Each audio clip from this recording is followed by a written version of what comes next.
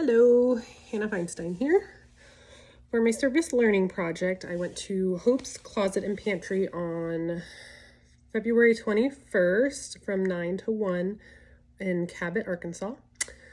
It's a nonprofit organization since 2006, and it's serving citizens of Lonoke County. I'm not sure if I'm pronouncing that right. So places like Walmart, churches, pet stores donate food, clothing, pet food to people in need. A lot of times they're on disability, Social Security, homeless, living in a house with like 6 people.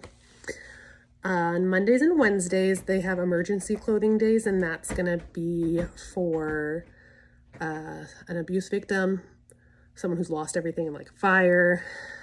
Tuesdays is going to be food and clothing day. So they get in a long line. We get a bunch of information from them, and they get probably good like couple weeks worth of food if they make it last. So our role was to get there at 9. They were supposed to open at 9:30, and we help set the clothes up in the shoes, take it out of boxes, put it on hangers, and we're also supposed to be watching out while they're getting clothes, that they're not taking too much. They don't have a baby with them, not taking baby clothes, taking only like 1 or 2 pairs of shoes. We would load up wagons of food. They had it very set out. Oh, sorry, my cat.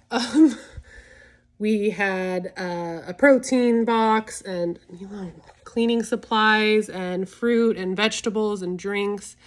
First come, first serve. So there is only, so much that they have. So towards the end, where someone would get, sodas, water, juice, bakery goods, desserts, they might only get waters or one dessert or no waters anymore, because they got to keep it for the next group. And then we would load cars up, checking their IDs to make sure that we had their information, that they weren't coming multiple times in the day. If they came multiple times in a month, then they got a smaller amount of food. They called it either they were regular or non-USDA. And then we also were responsible for cleaning up after, bringing all the clothes back in, putting the food away, vacuuming, sweeping, all that good stuff. So for the SDOH, our domain is social and community context. They're getting access to healthy food, clothing. They've got, car seats. They have some outfits to help if they're going to be going for a job interview. They got cleaning supplies, like I said, toilet paper. Then let's see here. Yeah, so we talked about our providing water, juice, bread, food, clothes, and shoes.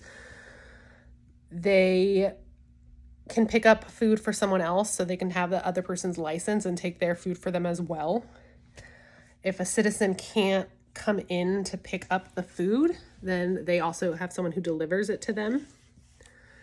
There's a couple other sources in Little Rock that help with these kinds of things.